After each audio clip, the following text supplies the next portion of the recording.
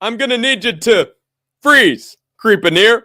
As candidate for President of the United States in 2028, I will have to ask you to drop it. If, drop it. Or, like I say to Michelle and the kids, there'll be trouble. You don't want me to have to shoot you in the crowd sizes.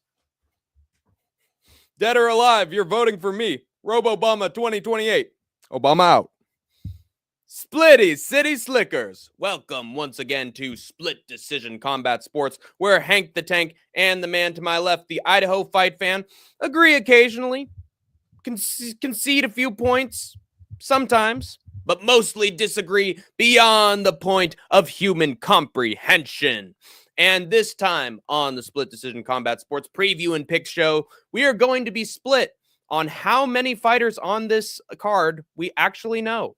Because let me tell you guys, there have been a lot of short notice replacements, a lot of mixing and matching going on within the last couple of days. And lots of guys who are making their UFC debut coming off of Contender Series. It is an Apex fight night after all. But there are also guys who have been and girls who have been gone for, I would like to say, like 2 or 3 years, who are now somehow finding their way back in the UFC after a long time off. So this is going to be a real test of your MMA knowledge as a longtime fan. Idaho probably has me beat in that category, but I made sure to do my research to make up for it. And let me tell you, a lot of the people who are showing up back up in the UFC, there's like one guy who I think is actually still pretty good, but most of them are like, yeah, you should have, gone to another promotion while you were ahead. But yeah, this is still going to be a really good show, if not for the fact that a lot of fighters are pretty trash on this card, so they'll probably get finished pretty quickly. And we have a lot of good contenders. And of course, the main event between Jared Cannonier and my boy at middleweight, fucking Robo-Obama Gregory Rodrigues. So I'm fucking hyped for him to finally get his shot at the middleweight rankings. Big fan. Yeah. Who are the fighters that haven't fought in years?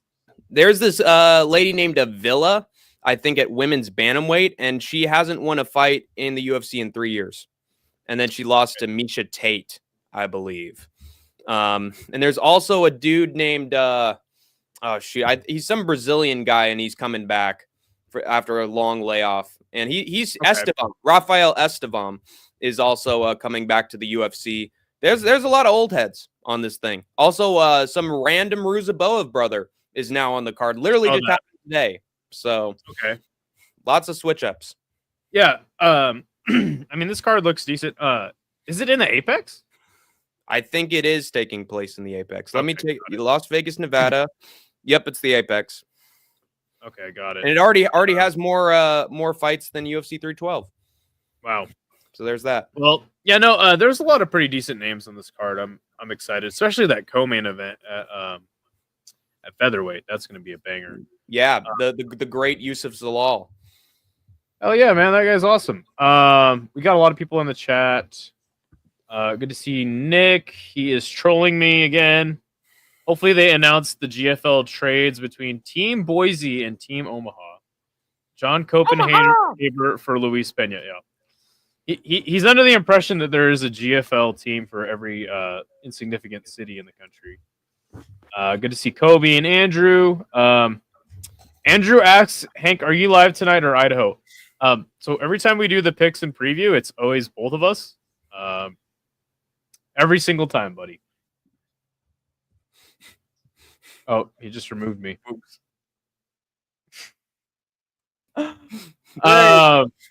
Good to see Larry in the chat. JL, I think he was doing an Obama impersonation in honor of RoboCop. Yep, Robo-Obama. Skate, I like the new cam setup. Thank you, Kobe. Appreciate that. Barry Obama is a huge Tito Ortiz fan. Didn't know that. Huh. Barry Obama. Yeah. Good to see you not in the AM, bro. All right, so before we get into the picks and preview for UFC Fight Night, Cannonier versus Rodrigues, do you want to talk about anything else? Yes, I have 3 fights that I want to go over in the, I believe it is called the Baranchyk versus Davis card in boxing. Dennis Baranchyk versus Keaton Davis. Yes, that's going to have some pretty good fights in it, some pretty big names. So I'm going to cover the big names for the first couple minutes of the show, including a man by the name of Jared Anderson. And you may recognize the real Big Baby Anderson. Yes, the big baby. And he was definitely a big baby. He was crying for mama after Martin Bacoli absolutely brutalized him in his last boxing match. But now they're giving him a pretty decent layup fight. And this guy, Mario Kolias from Greece, and he lost a majority decision to somebody with a pretty mid record, elite boxing promotion, BDB. He has not competed at the professional level. And so they just figured, hey, this is a way for Jared Anderson to come back. Should be a pretty easy knockout, pretty fun. We don't get that often on boxing these days. At least when I'm watching them, it's always decision. But it's the ones that I don't watch that end up having all the finishes. So one thing that I've said for a long time is Top Rank is a good place to hide out. And what I mean is, like, they're very good at prospect building. So yeah, when one of their fighters loses, they're pretty good about giving him a layup fight for him to come back. Yeah. So, expect the old Jared Anderson to come back and get a knockout. I think that's a good pick. Yeah. And also building up the prospect of Abdullah Mason here against Manuel James. I think Mason is pretty damn good. He's winning by body shot. He's making fighters quit. All of them have pretty decent records. Most of them only have 3 or 4 losses and then, 20, 30 wins on top of it. And then he's taking on Manuel James, who lost to Rolando Romero, beat another Romero, who is definitely not as good. And West Side over here beat this guy. And he's solid. I'd say he's probably the toughest test that they have in store for Mason. But I don't know why I picked Mason by decision. I'd actually go with Mason by knockout. Because if there's one thing I've learned, it's at the times that I've picked boxing prospects with knockout after knockout after knockout by decision, they end up proving me completely wrong and just do the exact same thing they did before. So I got a lot of faith in Abdullah. I think he's going to do the same thing he does in every fight, especially against a guy who lost his last fight, and that's the boxing curse, right? So give me Abdullah Mason. Good to see Anakin. Hippo wants us to get to the UFC picks. We'll get there. Big Baby has been on some great roids, I've read. Interesting. Good to see Chris. Everybody keeps mentioning a debate you did with Michael Cera. Would you care to elaborate on that? Well, every once in a while, my good buddy Michael Cera in the movie Superbad, we have our disagreement once in a while about how to approach women when we're at parties. And sometimes I just got to show him a thing or two, And so, yeah, I had to sun him a little bit, So was that what the debate was? It was a good debate. I won it. I won it by, if you can believe it, 72 or 76% in the debate. So I probably had my best debate performance I've ever had. But that's because what was the topic? The topic was who was in the right and who was in the wrong for an entire month of beef between us, and I had all the evidence. So I just basically threw it in, and also another guy who I don't like tried to show up in the stream and double team me, and that got the people on my side as well. Just showing that I got a lot of haters. There you go, making enemies on this show. Good to see DB in the chat. All right, how many rounds is Abdullah Mason fighting? He's fighting over 10 rounds. Oh wow! So, yeah. He's actually might be his first 10-round match. Yeah, but again, the way I'm picking, he won't need him because he's got blessed power in his fists. And then we have the main event between Denis Berencik and Keyshawn Davis, and I am going with Davis by late rounds knockout. If Dennis is on the tip of your tongue, it's because he beat I won't even say great. I'll say he's good occasionally. Emmanuel Navarrete by split decision in a very shocking result. Because I believe, didn't Navarrete lose the fight before that one as well?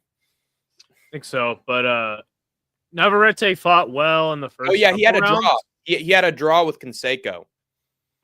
Hobson Conceição is the guy's name. Hobson Conceição. Not Canseco, but he's Brazilian. But yeah. So Navarrete, he looked good, I guess, in the first couple rounds, and then it became clear by like the 4th, 5th, 6th round that Navarrete had not shown up for the fight, and Baranchik just kind of like Sailed I through, don't know, cruised.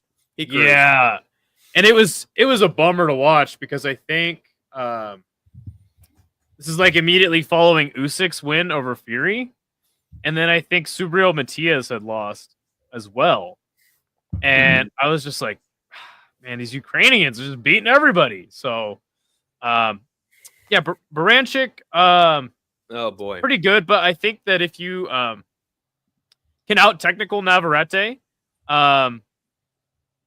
that's a good thing. But also like Keyshawn Davis is so on point every time he fights. Obviously training with Bomac is his head trainer.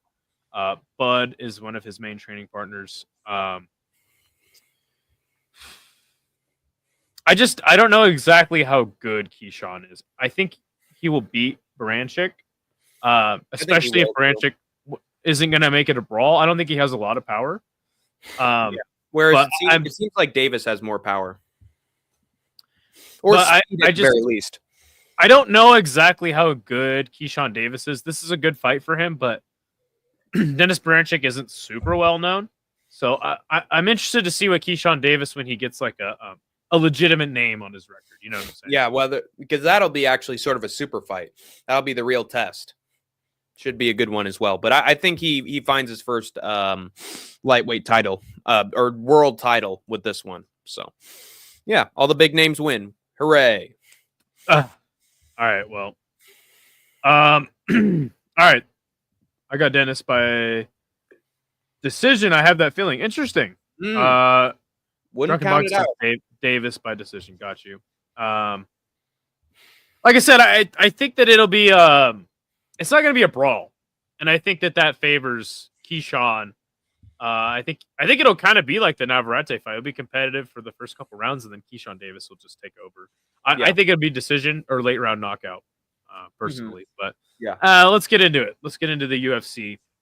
So our first fight is Julia Avila versus Jacqueline Cavalcante. So Julia Avila was the woman that Hank had mentioned early in the show. She has not fought in a year and a half, losing by sub to Misha Tate. Before that, it was 3-year layoff. Got subbed by she beat Julia Stoliarenko by submission, which is actually pretty impressive. But nonetheless, Julia Avila is 9-3 in her last 9-3 record. 3-2 in her last 5. She is plus 310 as the underdog. She is 36. Jacqueline Cavalcante is 8-1. She is undefeated in her last 5, and she is minus 420. Nice. She's 27. So she's so Julia big. Avila, I have definitely seen her fights. I remember Sajara Eubanks. Whatever happened to her? 5-4 at the time, Jesus, and she lost. I think it's impressive that she get a sub over Stoliarenko, but last time she fought was against Misha Tate. Old vet. And from what I've seen from Jacqueline Cavalcante is that she has fantastic kickboxing. Like really good kickboxing. Who did she fight last? She fought Nora Cornole. And Nora was never able to it was a split decision, but from what I saw, Nora wasn't really able to do much when she got Jacqueline to the ground. Jacqueline is also she's kind of a, I don't want to make this sound weird, but she's a longer fighter. She's got long legs. And she uses it very well, keeping her opponents at distance. I suspect Julia will go in there and try to wrestle Jacqueline, and you know what? Maybe I'm out on this and she gets out wrestled, and and we both know that the judges seem to favor grappling in a women's fight more than they do in a men's fight. Right. But I think I got Jacqueline here. I have a lot of faith in her. She showed me a lot with her kickboxing, and I think she'll get the decision win over here. She's very technical. And again, I just don't know enough about Julia Avila, though I have seen her fight. It's not ringing a bell to me right now. What about you, Hank? Yeah, I'm going with Cavalcante by decision as well. Cavalcante has actually won a fight less than 3 years ago, if you can believe it. and most certainly wouldn't have any problems against past her prime Misha Tate. Her kicks and combinations are way better, and Cavalcante has actually faced solid competition in her lifetime.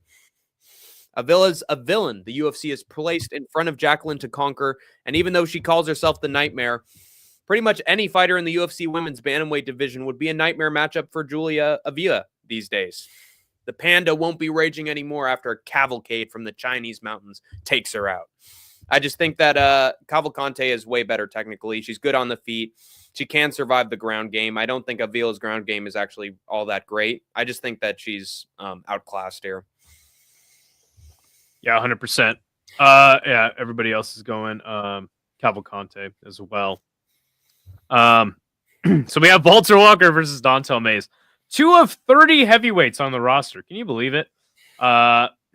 These are the guys that are on the roster out of 30. Hey, I gotta bulk up. I gotta get into the UFC. All right, so Walter Walker, the brother of Johnny Walker, is 12-1. He is 4-1 in his last 5. He is a minus 180 favorite, and he is 27. Dontel Mays, on the other hand, is 11-7. He's 2-3 in his last 5, plus 150 as the underdog, and he is 33. Trades at Jackson Wink. Weird. They'd have a guy like him on the team. Anyway, Dontel Mays is a pretty bad heavyweight, and Walter Walker, after losing to Lucas Brzeski, might be a terrible heavyweight too. But you know what? He submitted a Toffer brother for us all. Thank you, Mr. Walter Walker. And then spit all over his microphone. But I guess the thing here is that though Dontel Mays is fat and not very good, shockingly, I think he has better cardio than Walter Walker. I suspect Walter Walker will get this man down to the ground, probably choke him out in the second round, because he is very fat as well, but he's not as fat, and he's a little more muscly than Dontel Mays. Yeah, he's had some help with that as well. The problem with Dontel Mays, picking against Dontel Mays, that is the guy can thump. The guy can freaking thump, man. He can get you out of there. He can knock people out. He's just really bad. That's all he can really do is knock people out. He's lost to any heavyweight with a pulse. He's lost to, unless it was Andrei Arlovsky way past his prime, who he knocked out. Ooh. I'm gonna go Walter Walker. Package. Give him his video package. I'm gonna go Walter Walker by sub in the second round. Don't be surprised if these heavyweights heavyweighted up and goes to decision after we're all just bummed out. But again, I don't know how bad Walter Walker is. He lost to Lucas Brzeski. Can I confidently pick him? No. I just know that there's a glaring difference in the grappling, and that is in favor of Walter Walker. So yes, give me Walter Walker. Submission, second round. And I am going with the depressing result. I am going with Walter Walker by decision. Walter is rotten on the feet, but an expert on the ground, especially with all those goodies he's taken as of late over in Russia. Clean monster my ass. Dontel's main weakness is his wrestling. He just shells up when he's taken down to the mat like it's a 1950s PSA telling citizens to duck and cover. Duck and cover, kids. When you see the flash, what do? Duck and cover! Watch out. Remember, get near the wall. Get near the wall, kids. You'll be all right. Anyway, duck and cover, kids. With supplements galore and a pressure-heavy ground game, Walter should be able to get Mays down. And then they're staying on the ground for 3 rounds. Dontel's just like Anthony Smith down there, and a majority of his losses have come on his back. No diddy. So give me Walter to win via unanimous decision by wrestling. And no, I don't mean that wrestler named Walter. Dead men tell no tales, Dontel. Lord Kong ain't got shit on wrestler. Walker. Johnny must be so proud right now of his brother and all he's accomplished over there in the Soviet Union. Soviet Union fell a long time ago. Yes, but aspects of it remain. I like the Malibu's Most Wanted reference. Thank you. I respect walkers, says Andrew B. Yes, the white walkers of the North. Or people who need crutches. Our next fight will be Vince Morales versus Elijah Smith at bantamweight. Vince Morales is 16-8. He is 4-1 his last 5, losing his last fight to Taylor Lapilus. Plus 190 as the underdog. He's 34. Look at this, Ontario, Oregon. That is 50 minutes away from me. But Elijah Smith is 7-1.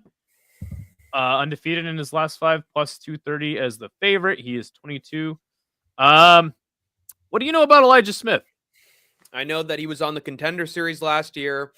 He had a fight, a pretty sloppy fight against that Aaron Tao guy, the Maori fighter that you were so pissed about because he had like, the tongue out in the face paint because you hate the Maori performances of Kai Kara France. You just like extended that and you're like, God, Aaron Tao, that culture fucking sucks is what you said.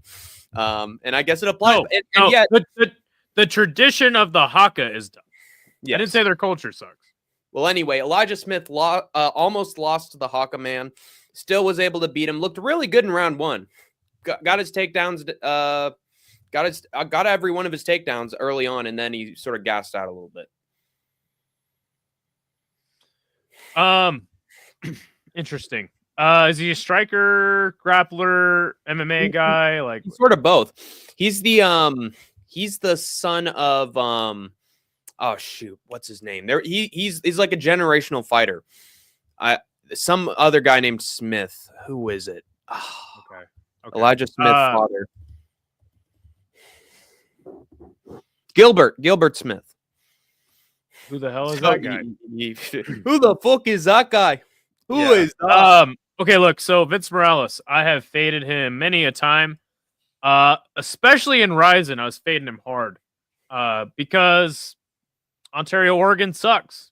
It's a terrible place.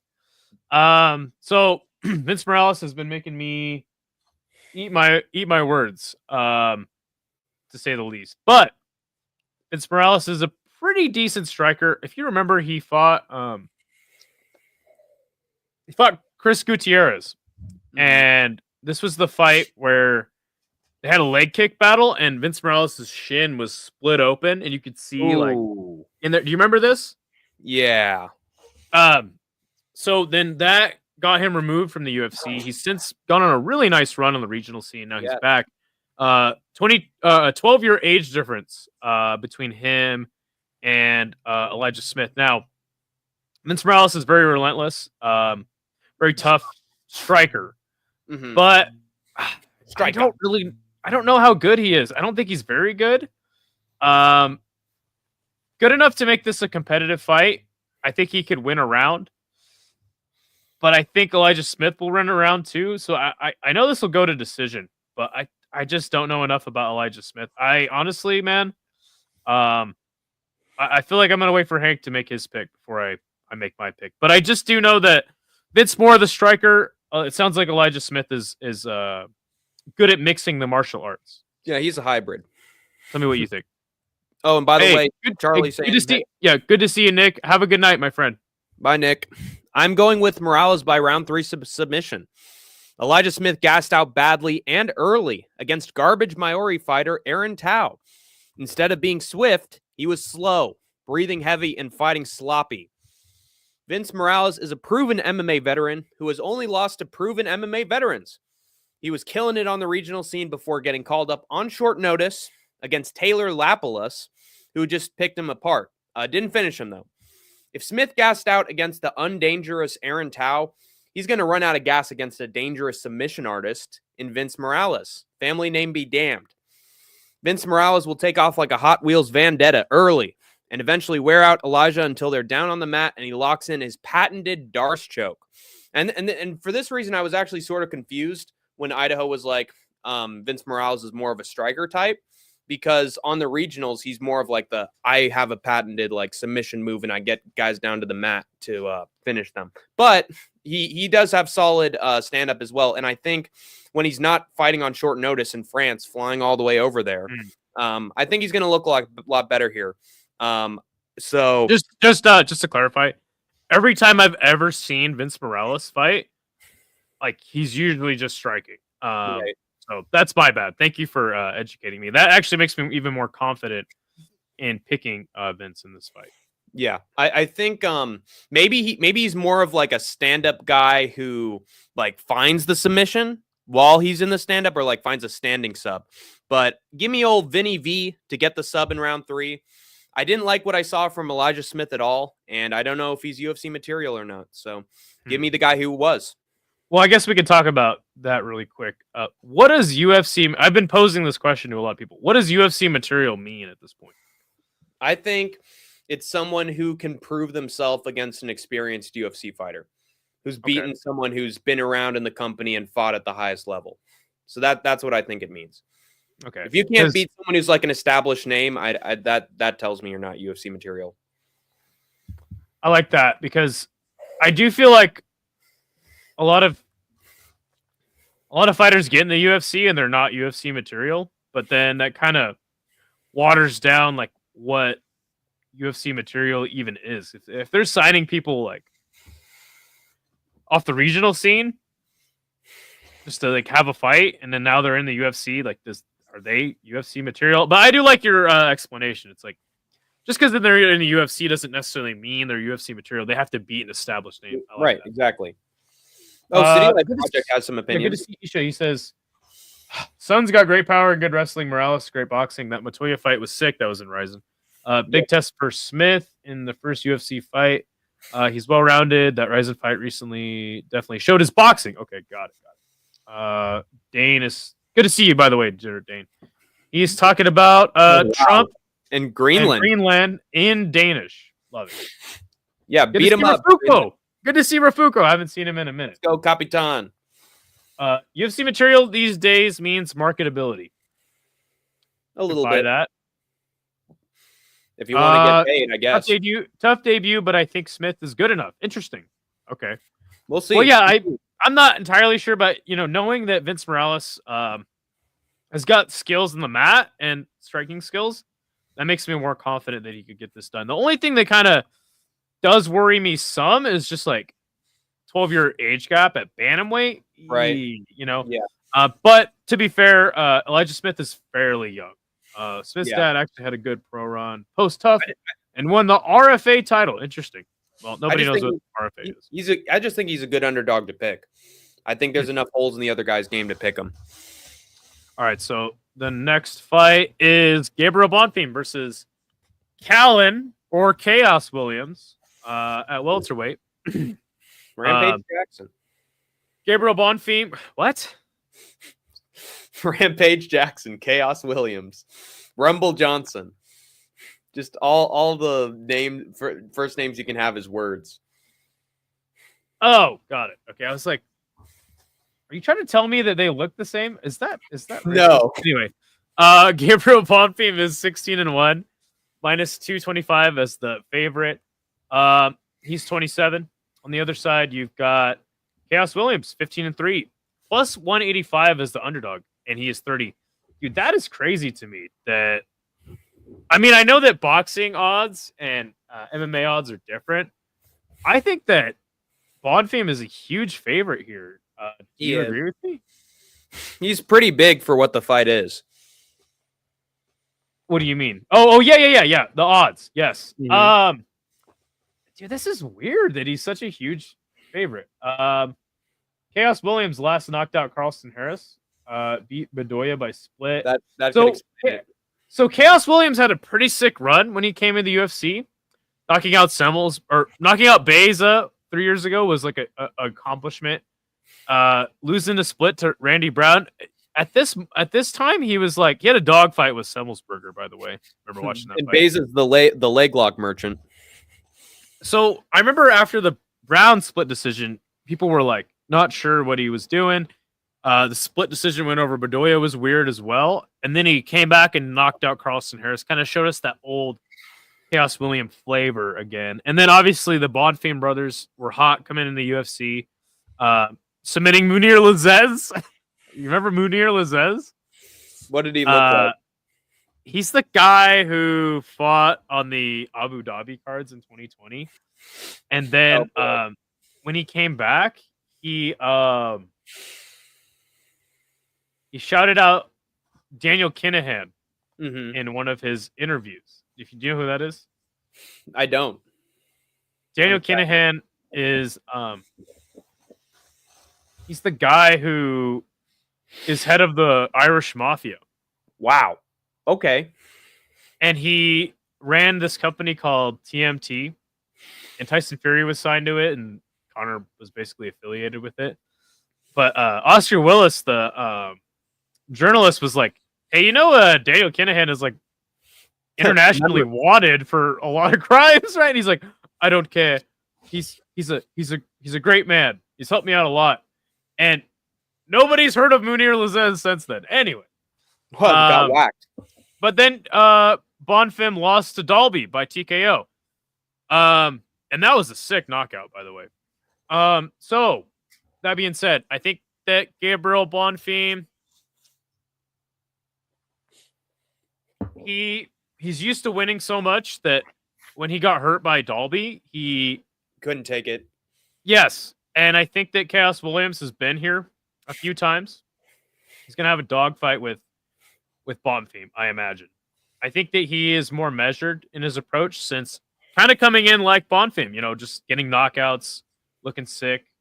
But I don't know, man. I think Bonfim is a lot faster than Chaos Williams, but I also think who did he beat last? It was Angelusa. I think Chaos Williams is a lot more powerful and more technical and composed. I think this is an interesting matchup, man. I think it's all about how Chaos Williams deals with the speed and what approach he decides to take. I think if you go shot for shot with Bonfim, with the hands, you probably lose. But I also think that Gabriel Bonfim has some good groundwork that he can do. He does. Switch the pace of the fight up. For that reason, I am going to pick Gabriel Bonfim. But I think I think that Chaos Williams could knock this dude out if he draws him into a brawl. So For sure. this would be a sick fight. Yeah, and it's so sick that I actually have it ending by finish. I'm going with Gabriel Bonfim by round 2 sub. Gabriel Bonfim's striking has improved since his loss to Nicholas Dalby, enough that I think he can keep it technical and stay out of trouble on the feet against Williams past round 1, and then round 2 get him down and find the sub. Williams definitely has power in his fists and always brings the chaos. It's in the name. But Bonfim's a better wrestler than Carlston Harris, and Williams still looked rotten against Rolando Bedoya. I see Bonfim actually shooting and getting takedowns on Williams compared to Carlton after he survives on the feet and wears out. Yeah, it's not unusual to have fun with anyone. Survives on the feet and wears out the one-round quitter Chaos Williams, latching up a tight guillotine or rear naked choke for the round 2 submission. Chaos Williams may be the Ox Fighter, but that Ox Fighter's no match for the Sledgehammer. Why don't you call my name? The disrespect to Chaos Williams. Wait. So Bonfim beating Angelusa makes you think he's much improved? I think he looked solid on the feet. Now I know that Dalby's like tough and Angelusa kind of sucks though. Yeah, but I mean, he can be still be a tough technical guy for certain fighters. Okay. And on the feet, I think Bonfim showed that he was more technical. So for that reason, I think he's able to sense Chaos Williams. No doubt, Chaos Williams has a lot of power, and he can show it. But I just don't think he's ready for the ground game. And I think I feel like Bonfim's going to be more poised in there than some of the other guys he's knocked out. I think that's fair. Again, Bedoya almost beat him, so I can't be. I think that the Chaos Williams, I think he hit his peak already. We've already seen the best of him, and I think that the best of Bonfim is yet to come. So, but I will not allow all this disrespect toward the man. Come on, give the guy a break. Let's read some comments. Look at this, dude. Degenerate Dane still cannot get over the fact that Trump won the election. ICE invade Boise and get this Mexican streamer stealing jobs from other online casuals. They took our jobs. Took our jobs. White window installers unite. Narera Fight Stories YouTube channel did a great story on Munir Lazez. I have to check that out. Send that to me, Isha. Send that to me. Chaos Value. I agree. You definitely make some money. You got to think that like topology picks and betting are two different schools of thought. And we've had many conversations about this, Dane. Mm-hmm. Dalby at 40 is still sick too. He is. Who's breathing like that? That is Hank. I don't know. Bro's gotta calm down. He gets very excited during streams. You gotta cut him. Yeah. Also, my nose is stuffed. Luck's gotta sign him before he retires. Interesting. Hey, what's up, chummy boy? Good to see you, my friend. Bonfim looked mid against Lusa. Ooh. But Chaos looked really bad against Bedoya. Does anyone have a cooler topology picture than Chaos Williams? How about Chuck Norris with the guns? Anyway, Beza was beating Chaos before. Dude, but this is when we still thought Miguel Baeza was good. Yeah, and he didn't lose all his fight IQ. All right, next one is the fighter that Hank had referenced in the beginning, Rafael Estevam versus Jesus Aguilar at flyweight. Estevam is 12-0. He's 28. He is minus 330 as the favorite. Damn. On the other side, you have Jesus Aguilar, who is plus 260 as the underdog. He's 28. So Jesus Aguilar beats Stuart Nickel. That's right. Isn't that like a French or Australia card? Yeah, beat Mendonça. Nickel knocked was out Shannon Ross, who I'm pretty sure I knocked out Shannon Ross the other day at work. I was carrying a 2x4, and I went like this. Shannon Ross was behind me, took the L. How's he not dead? How's he not brain dead? He's been knocked out by literally everybody. And then over here, wait, what the hell? This guy beat Charles Johnson? Yes, he did. Dude, who the then hell he was is gone. This guy? Yeah, that's what I said. There guys who are just out forever, and then they're back, and they're great. Well, if he beat Charles Johnson, I'm like, all right, well, I'm gonna pick him. But I think I've picked Aguilar to lose like all of his fights, and he just keeps winning. He's like a little stocky dude who like he's very tiny, but he's very muscly. Guy can strike, guy can wrestle. Like I don't even know who to pick in this fight. I feel like since I've been fading Aguilar, if I fade him again, he'll win. But if I pick him, he'll just lose. So the only thing that you can really say that's, if you're not unsure, I guess, is Aguilar's been more active. Yeah. Oh yeah. Don't make me pick a De Silva Lipsky fight because I will get it wrong. Gosh, this guy is such a huge favorite coming off of a year layoff. Wonder why that is. Kind of strange. Probably an injury. Dude, I don't know, man. It's kind of a toss-up for me. I guess I'll lean Estevam, and then Jesus will win. But let me know what you think. I think you're right on the mark. I'm going with Estevam by decision as well. Estevam is an excellent grappler and has potential on the feet and the ground. He defeated the great CJ Charles Johnson before he started really cooking at flyweight. Jesus Aguilar was almost submitted by Aussie rookie Stuart Nickel within the first few minutes of their fight and won a controversial decision against Mateus Mendonça. Estevam is nasty. Wait, what? That was a good fight. It was. And it was an interesting one. Estevam is nasty on the ground. People forget, man. It's been a year and 2 months since he beat CJ. Before that, he was getting ground and pound TKO after ground and pound TKO. People forget, man. So you shouldn't slip off, as long as he doesn't slip off of Aguilar's back or get out scrambled because he's not an amateur. He should keep the Mexican bantamweight. Flyweight. Lose a few more pounds before your next weigh-in, C-Rod. Down on the mat and beat him up for 3 rounds to earn the unanimous decision win and make his hometown of Macapa proud of his latest one-sided beatdown. That statue of Jesus, Aguilar, in Rio de Janeiro is getting pulled down. Brazil has a new hero, folks. Dude, you will never get over C-Rod beating guys you picked him to lose to, missing weight.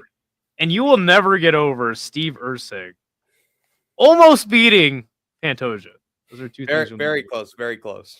But yeah, he says, go ahead. Jesus Aguilar missed weight in his last fight. His name is Jesus. Jesus. Right. Yeah, but you're calling him Jesus. I didn't.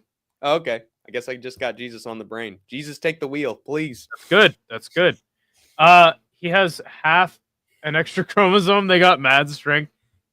Dane is going off on something. Dane, are you drunk? Are you at the bar right now? Most likely. Because CJ cut his hair normal. Okay.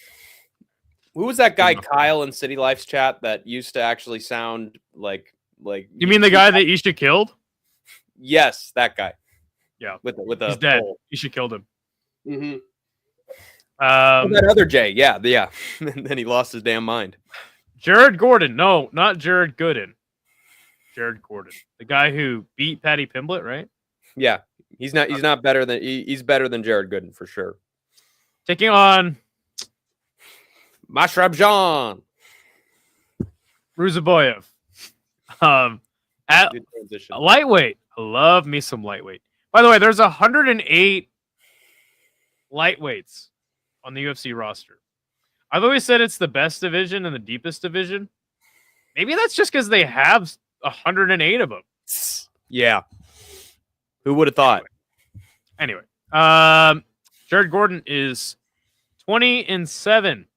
What happened here? This fight got overturned? Accidental clash of heads with Bobby Green. That's right. Bobby Green headbutted him. He is 36 out of Queens. He is 2-1 no contest. In his is even a no contest, not even on his record. Ruzaboyev is 24-1. He's undefeated in his last 5. He's 28. So Ruzaboyev is a late notice replacement. Mm-hmm. Okay. Yes, he is. Yeah, the fight got announced today. Fighting in organizations I've never heard of, and Brave 2.5 years ago. Open Fighting Championship. You should have to tell me about that one. Got the size advantage in this one. Jared Gordon lost his last fight to Hakparas by Splitty. It was a good fight too. Gosh, dude, do you just pick the Tajikistan guy? Screw it. Picking the guy from Tajikistan. Ooh. And I have no analysis. Okay. It's your pick. Well, here comes Hank the Tank's pick. I'm going with Jared Gordon by round 2 knockout. Let's see. Oh yeah. Okay. Here's where the buck stops. Here's where I actually have to improvise a little bit. Jared Gordon, again, he had a great fight with Paddy Pimblett, had a fantastic performance. Many people thought he won against Bobby. Look at it. His name's King Green. It's not Bobby anymore. It's legally now King Green. I thought he was doing really well against Bobby Green before that clash of heads. Just put him out cold. That was a win for Bobby Green initially. But this is what makes me think that he's going to win this. Mark Madsen is a pretty solid wrestler. Only had 1 loss going against Jared Gordon. And then Jared just stuffed the takedowns and basically knocked him out against the fence. I think Gordon has really solid takedown defense against Nasrat. That was like a stand-up war. Nasrat won that because he was the quicker striker. But with this guy, Ruzaboyev, look at how he's finishing his fights. Ground and pound TKO, ground and pound TKO. 12-17 guy he goes to a majority decision with. And this guy's very used to having his way on the ground. And I think this is going to much like Diddy. Yes. No Diddy. No Diddy. No, Diddy. Yes, Diddy. Yes, Diddy. But I think on short notice, I think he's going to blow his load in the first round and try to no Diddy. No Diddy.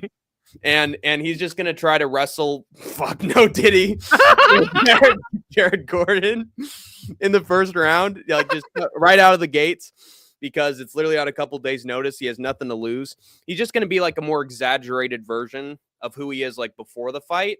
I think he's going to fail in the first round. And I think just like against Mark Madsen, Jared Gordon's just going to stuff the takedown, pressure him up against the fence, and then bing, bang, boom, knock him out.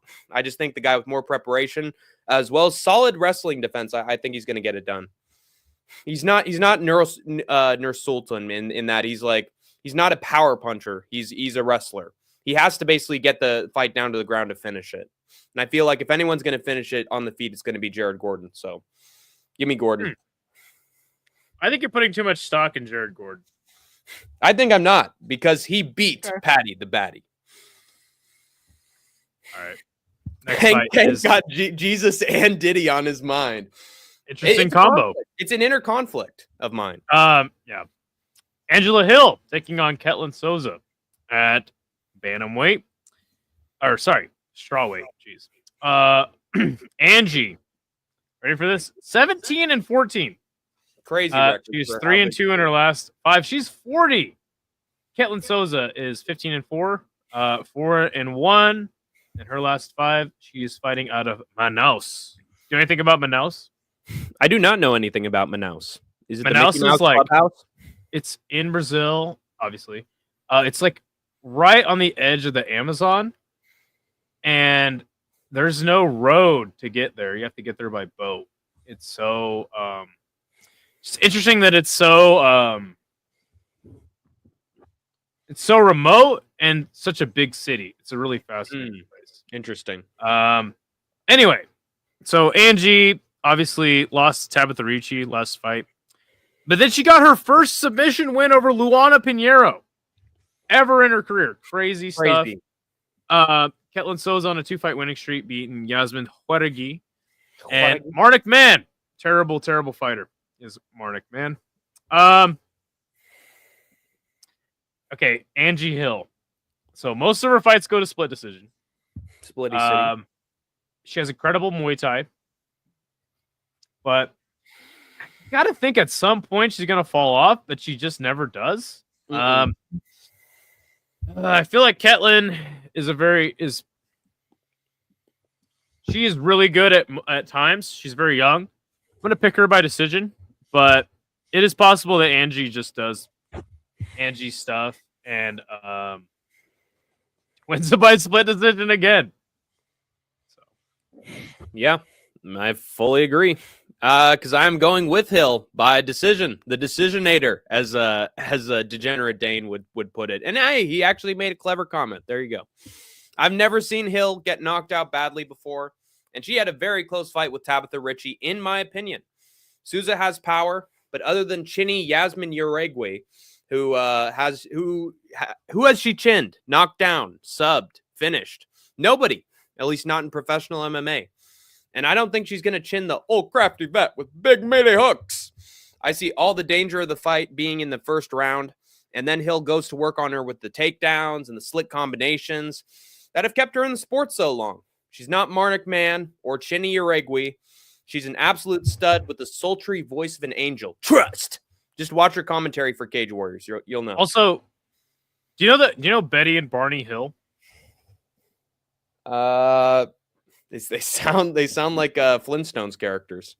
Betty and Barney Hill are they're one of the most famous UFO sightings, or like UFO people that have seen a UFO. Oh, right, and she's related to them, right? But they were an interracial couple like back in the day, and they were already like told they were crazy, for being an interracial couple. She's their granddaughter. There you go. Yeah. I think the aliens gave her voice. Hold on a second. Why I think Angela Hill was David Morrell for a second. Wow. Dude, that she actually I see the resemblance there. It's actually sort of solid. Skate watches 90 Day Fiance. I've never seen this show. What is the show? It's where you have a fiance for 90 days and you hook up with somebody and then you try to make it work, and then drama and buying stupid shit ensues. And then it's mostly just like Keeping Up with the Kardashians. I watch weird educational videos on YouTube. I watch fights, and I watch the same 3 shows over and over again. One of those shows is South Park. The other is American Dad, and the other one's Family Guy. The unholy trinity. That's all I ever watch. I think Matt and Trey. Voice of an angel. One of the first abductees. Yes. Inbred. Oh, gosh. Wow. Benny and Barney Hill were a psyop. Hey, add that to the list, Sniff. Sniff, I love you. I'm legitimately concerned for you with some of your comments lately. Are you all right, man? Hey, if you never need anyone to talk to, you can talk to me, Sniff. Yes, I'm one of the first interracial couples back in the. I don't know about first. The very first one before Kirk and Azula. Oh, I know, Weedy. I love you, man. Thank you for joining the show, by the way. And Matua, finally in the chat. Will not respond to my Instagram messages about being on MMA Nerd, but he will comment in the chat. And love you, Matua.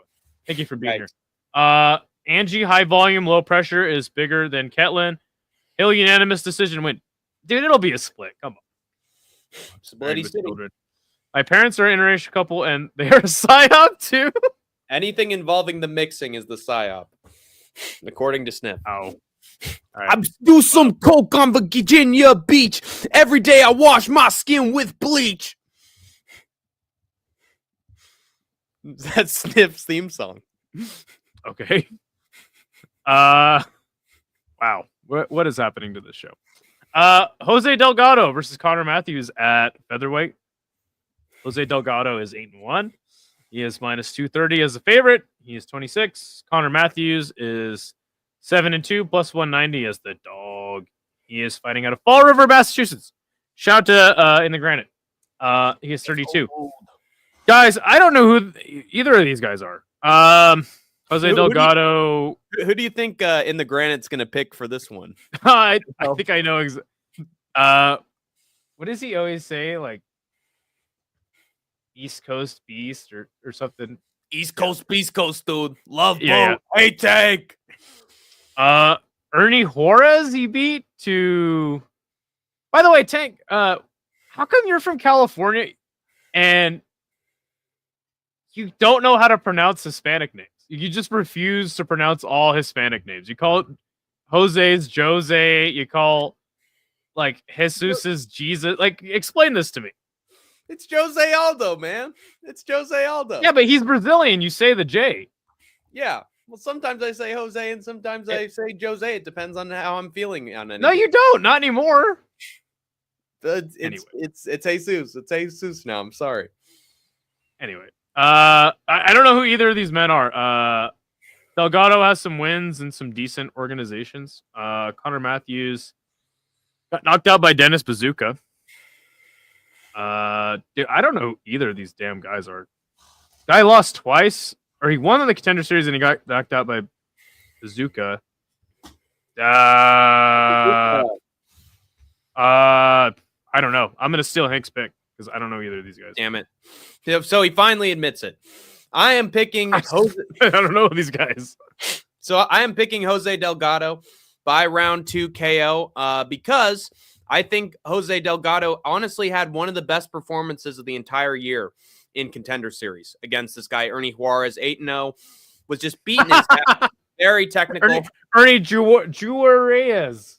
Oh, yeah. Ernie Jaguar. He beat him up. He threw a flying knee up the middle that knocked him out. And at that point, I was just like, dude, this guy's timing and his striking is so fucking sick. I didn't even know the guy before Contender Series. And just from this guy, never met him. Just for this performance alone, I think he beats Connor Matthews. This dude allowed himself to get knocked out by Dennis Bazooka. And hey, Dennis Bazooka, he has a good fight once in a while. He has a good performance, but I still think Connor Matthews, he's just very unimpressive.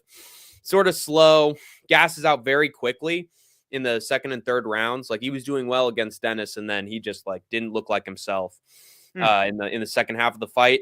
I just think that Jose Delgado is getting. I think he's too technical. I think his timing's too good. He's working with I believe it's which team is it? The MMA Lab. Yes, he's working with the MMA Lab, which is a good gym. I just think he's going to have better timing, and I think he's going to catch him at some point, put him out cold. Weedy says, leave Granite alone. My kid is interracial, half Danish, half human. We will breed your kind out. Okay. Brutal. Dude, Dana's, he's wasted right now. I know exactly where he is, too. It's a good bar. It's a sick bar. Send me your winnings from tonight on video poker, Dane. No light skin says it right in Cali. Yeah. Me and Jacob Roan. All right. Well, you heard it here first. I'm still in Hank's pick, but I'm gonna Price is right him, and I'm gonna go decision for Delgado.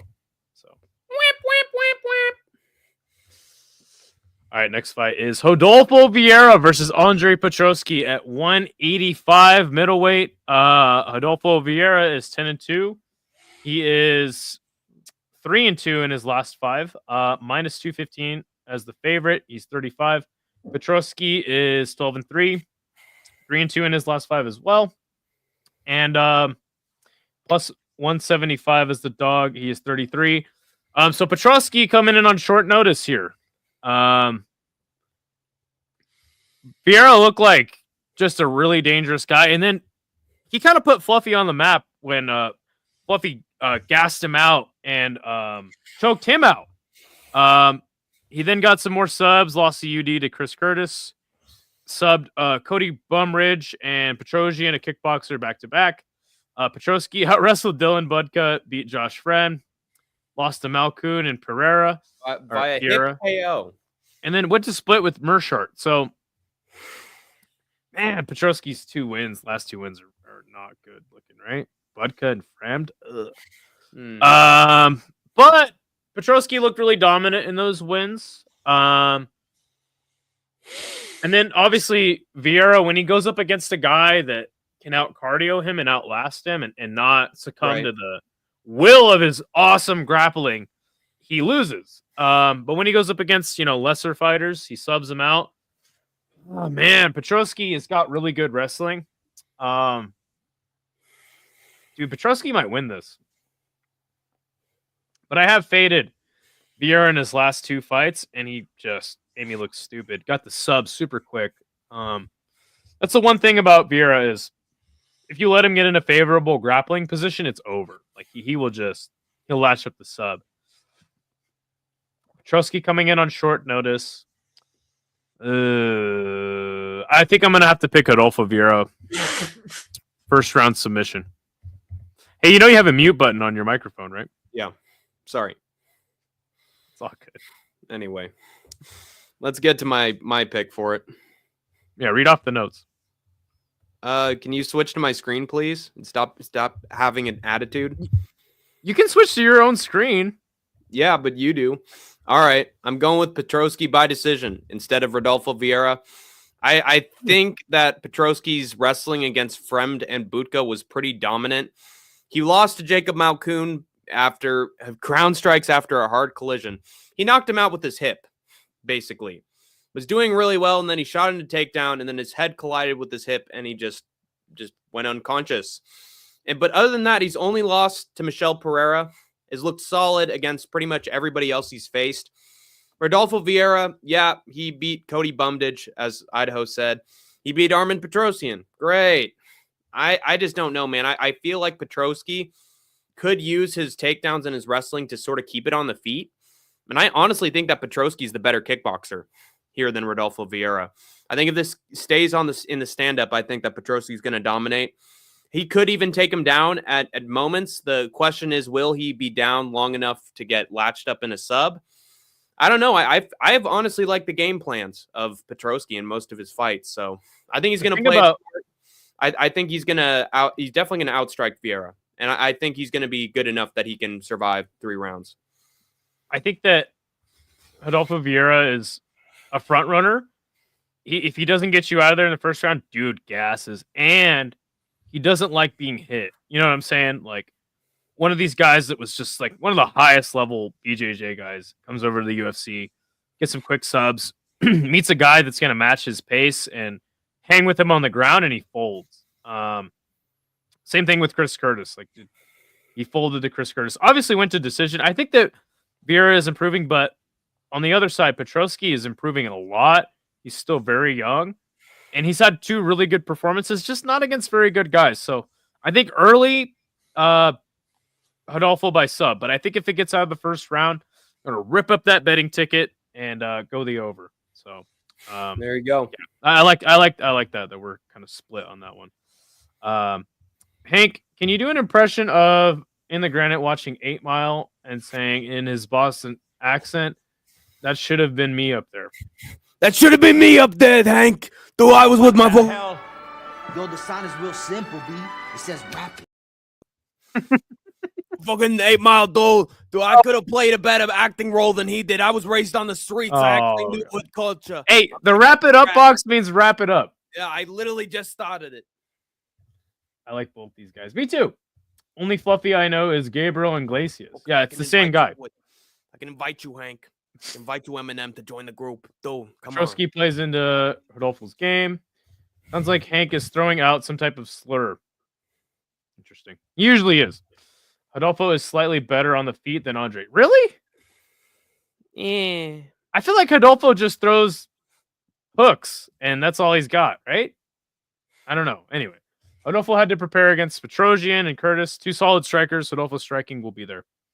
I think that they're both making improvements. I'm really interested in this matchup. It's like two basically, but then you get that though. You get the 2 grapplers, and then they just end up having a really terrible kickboxing match. You know, I think that's what's going to happen. Like Damian Maia versus Ben Askren. Yep. We have Damian Maia versus Ben Askren at home. Cuban B. Israel Bonfim versus Nazim Sadikov at 155.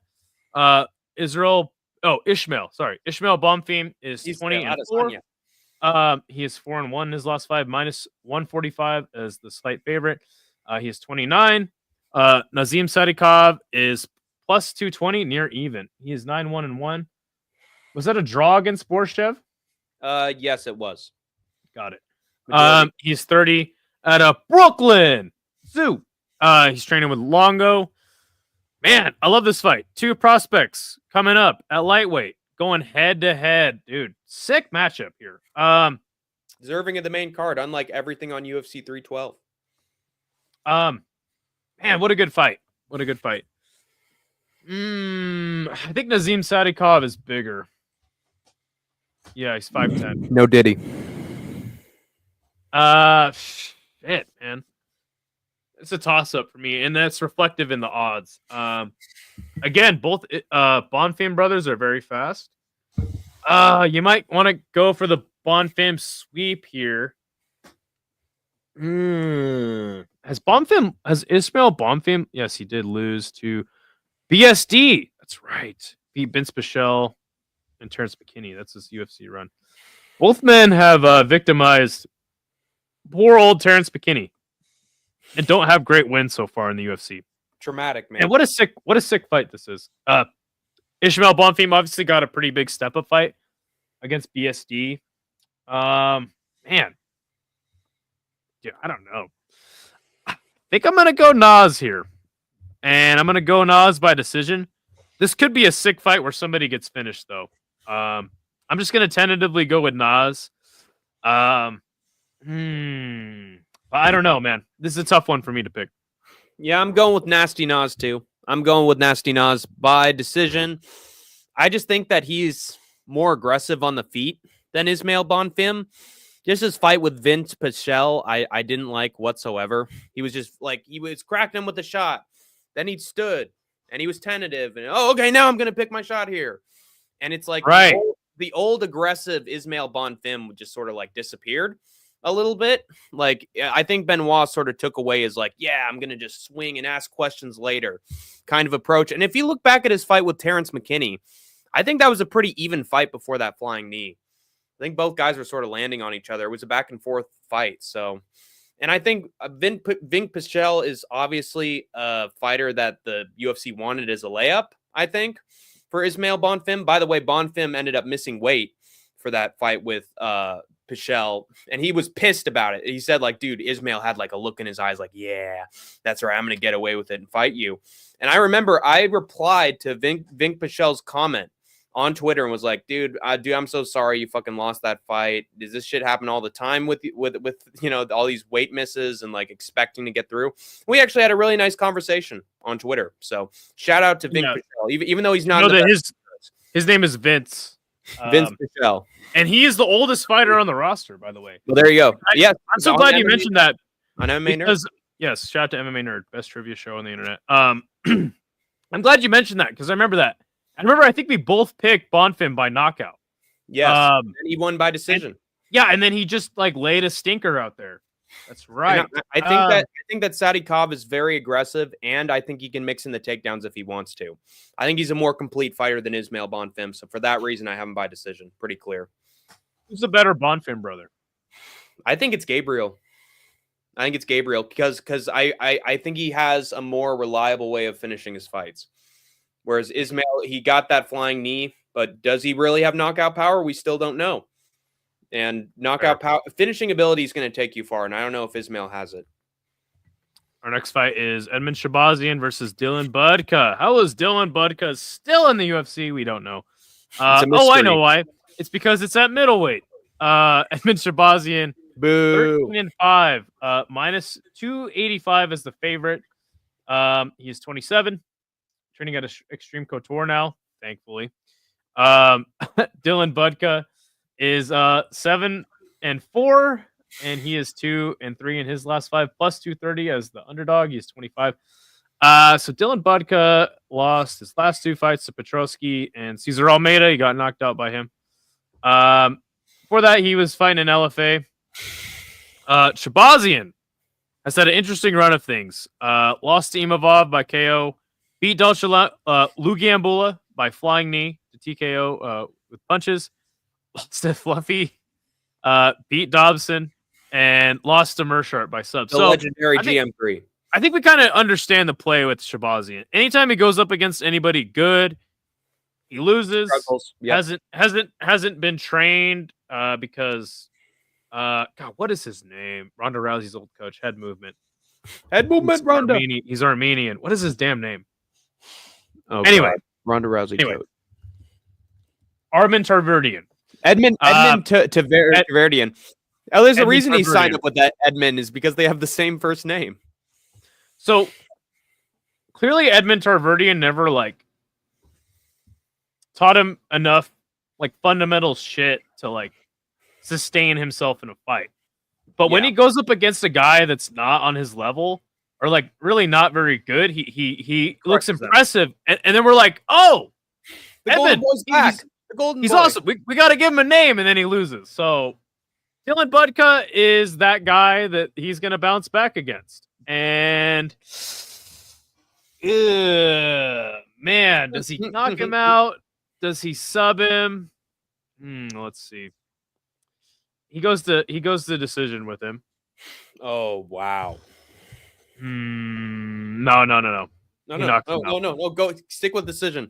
He knocks him out in the second round, and it's because Dylan Budka will not be able to wrestle him. By the end of the fight, by the second round, Dylan Budka's out of options, and he just gets finished on the feet by Edmund Shabazian. And then everyone's going, dude, we should get Edmund a step-up fight. And he has a really good post-fight speech. Everybody's hyped for Edmund. All the Twitter comments are coming out.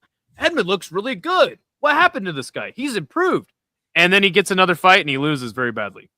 Let's give him Rainier de Ritter. Oh. Yeah, right. That's right. What's going to happen? So I'm going to go with Shabazian by round 1 knockout. And that's because I think he knocked out AJ Dobson in the first round. I think he knocked him out in the first round. AJ Dobson is definitely going to give him a better fight than whatever Dylan Budka has in store for him, I think.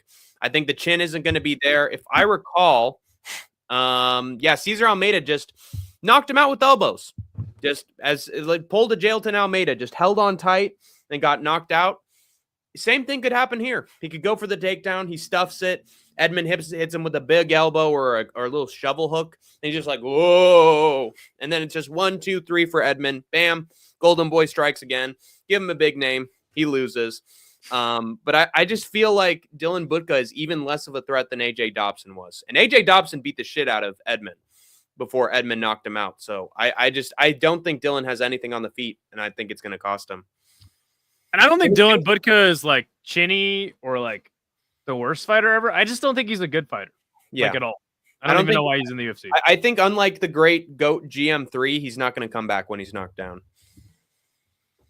All right, so that's a good point. Edmund usually does hurt his opponents. I like that. He tried. Calvin Kattar versus Yusuf Salal at 145. Definitely, I think the best fight on the card. We got Calvin Calvin Cater.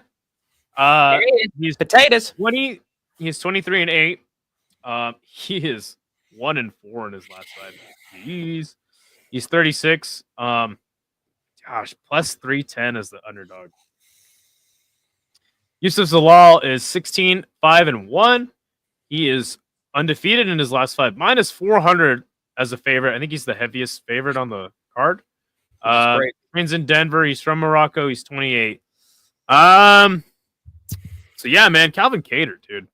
What a tough run. Got demolished in one of the worst beatdowns over 5 rounds ever in UFC history. Yep. Then he came back and he did the same thing to Giga Chikadze that Max did to him. Super weird. Josh Emmett lost a split. Close fight. People thought he won. That's right. He had that weird knee injury to Arnold Allen. And then lost by getting wrestle fucked by Aljo. So not the worst losing streak, come to think of it. But Yusuf Zalal is very good at mixing up everything with the takedowns. Guy's got subs. And the guy's got hands. And he's got good kicks. He does. Good clinch work. But one thing about Calvin Cater is the guy's a dog. Even when Max Holloway was styling on him and looking away and punching him in the face. I'm the best boxer! I'm the best boxer! Calvin Cater never stopped trying, man. He never stopped trying. Bounced back really nicely against Giga. But I just feel like Zalal is too skilled. We saw all of Calvin Cater's grappling deficiencies in his fight with Aljo. Now, is Yusuf Zalal the level of grappler that Aljo is? No.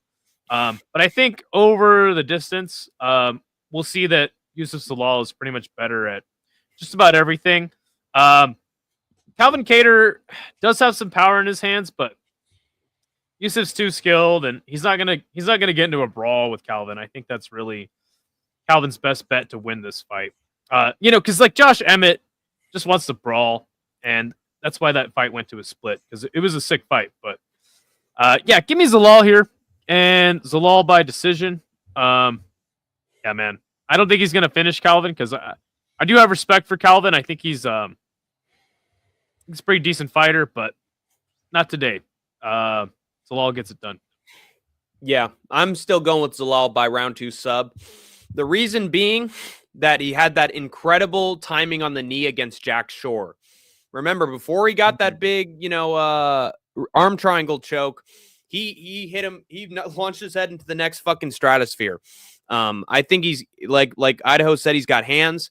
The reason why he was gone from the UFC in his first run there was because he didn't have the stand-up. It's because he was simply a wrestler. And then he went to another gym, trained his kickboxing, came back, and now I think he's a way more complete fighter.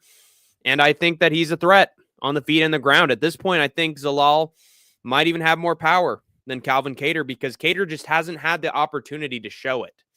It's sort of like Josh Emmett, where it's like, man, he gets a big knockout. Wow, incredible power. And then 3 fights later, he doesn't rock him once in the fight. Okay, stung him up a little bit there. I feel like a lot of these power punchers, they need to be on like sort of a run. They need to have momentum when they're like throwing their punches, because once they realize they've been outstruck or outgrappled, I think there's a little bit more hesitancy in the way that they strike. And so with Calvin Cater, it's just he hasn't gotten a knockout in such a long time. Now, he did touch up Emmett at moments, no did he? But against Arnold Allen and Aljamain Sterling, I just didn't see any moments where he was like, man, that power of Calvin Cater.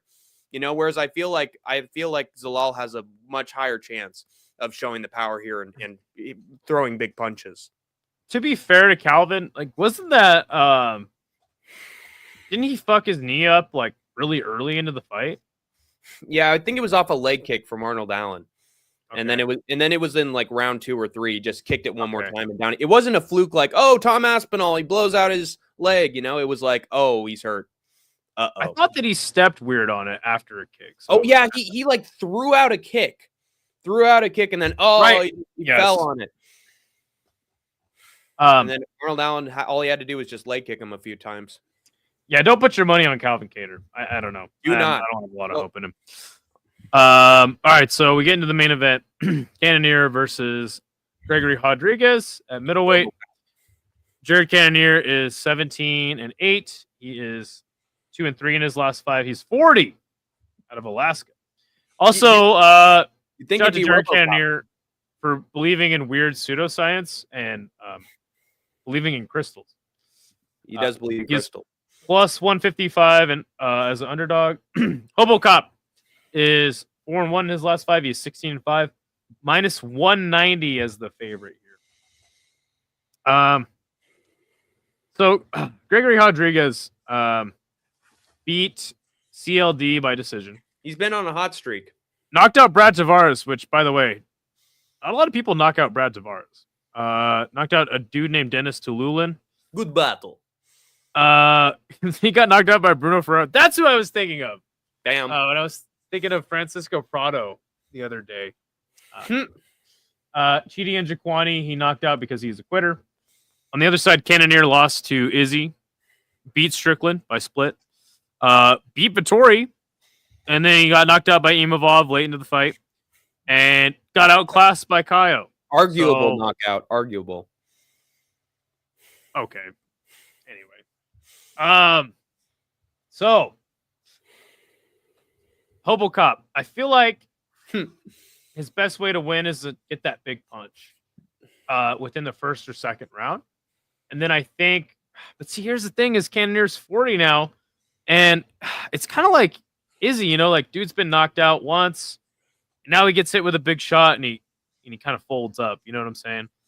Right. And that's kind of how that's how I kind of feel with this matchup here. Like Cannonier could win the whole fight, and then Gregory Rodrigues could just land a good shot and then over. Yeah. So I really do feel like Jared Cannonier has the skills to win this fight, and it'll basically be a stand-up fight. Now, didn't Gregory Rodrigues wrestle a little bit against CLD in his last fight? Yes, he did, and he wrestled against Dennis Tululin, and he wrestled against Brad Tavares. Okay. Man. I really do want to pick Cannonier here, but I just feel like it doesn't matter at this point. I feel like he's definitely past his prime, especially against a guy that's as skilled and has as much power as Rodrigues. It's tough to pick Cannonier here. So I am going to pick Rodrigues. I'm picking by knockout. Third round. Because what round did Imavov knock him out in? Was it the 4th? No, it was the 5th, right? It was the 4th, I think. Okay, that's kind of doing MMA math here, you know. Knock down the 4th, get knocked down in the 3rd, your next fight. Yep. Especially against a guy with a lot more power than Imavov. But one thing I will say is, I know you're telling me that Rodrigues is wrestling in pretty much all his fights. So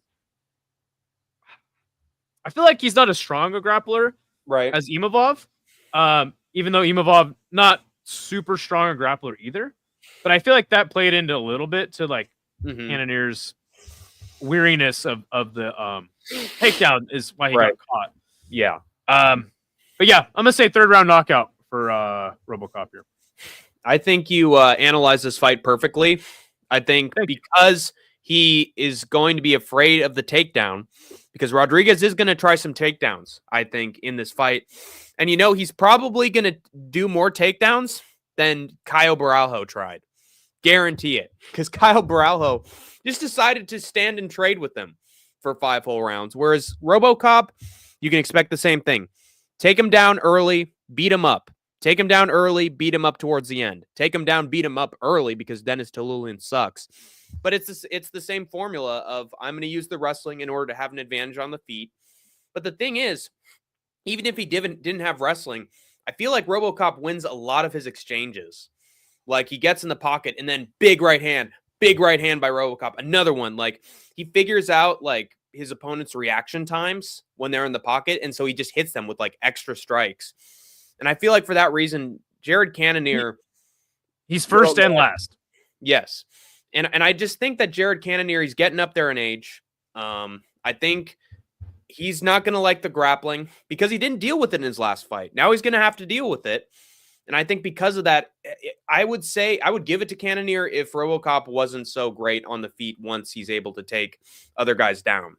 Because I feel like once he gets the takedown and pressures people up against the cage, they just lose their like striking game plan they had early on. And I feel like Cannonier is going to lose his game plan, sort of like he did against Imavov. And I think Rodrigues is then just going to start hammering away. And I think he's just going to get another against the fence round 3 TKO. I think that's what's going to happen. I just think he's too much of a triple threat to deal with. So I think he's too skilled. If this was Cannonier like 3 or 4 years ago, I think I'd pick him because he was much more of a power puncher back then. Yes. These days, he's just so much more safe and technical. And RoboCop can open up his third eye when he's getting beat up. The dude is. I mean, his chin is unpredictable. It's Bruno Ferreira though. Like Bruno Ferreira is a one punch round 1 knockout machine. To be fair, and everyone else, they've literally split his skull open, and he still found a way to push through and win. So I don't think the power is there to knock out RoboCop. Evangelista, good to see you, but I am not going to allow this show to be corrupted with wrestling. So you're out, buddy. Sorry, but good to see you. Oh my God. Ty says Hobocop W, late finish or decision. Gotcha. All right, man. Well, dude, what a short and sweet show today. You have any other thoughts about the weekend in general or anything else? I would say watch the Baranchink versus Keyshawn Davis boxing card. I think it has the most name value there. I think this Apex card is probably going to be better than UFC 312. That's my hot take. I'm calling it. UFC 312, it started out hot, and then it just fell off a cliff so fast. Yeah. But I am happy for Wei Lee. The best thing about Apex cards, little expectations. And so they're even more satisfying when they're good. True. If Cannonier could tap into his Kundalini powers and the moon is at 30%, waning crescent, Cannonier wins. I love it. Crystals. Yeah, depends on what earthly elements he's messing with. Or whether or not he's wearing his gorilla hoodie for the fight. He loves his hoodie. Yeah, no, I'm excited for this card. I think it's going to be solid. It's going to be all right. It's going to be all right. It'll either be surprisingly bad or surprisingly good. No in between. Hey, thank you, Sniff. With a $2 donation, my friend. Thank you so much. Looks like he's recovered. After I told him to bet on Tony Ferguson against Michael Chiesa. So glad to see you're doing well, Sniff. In spite of Idaho fight fan. Yeah, Matua, you can donate and become members. If you become a member, get you in the Discord. Yeah, man. Awesome stuff. What do you got coming up this week? I am going to have breaking news. After what turned out to be a very underwhelming fight, Sean Strickland has a lot of time on his hands. And we just so happen to find a very exclusive interview with the man. I have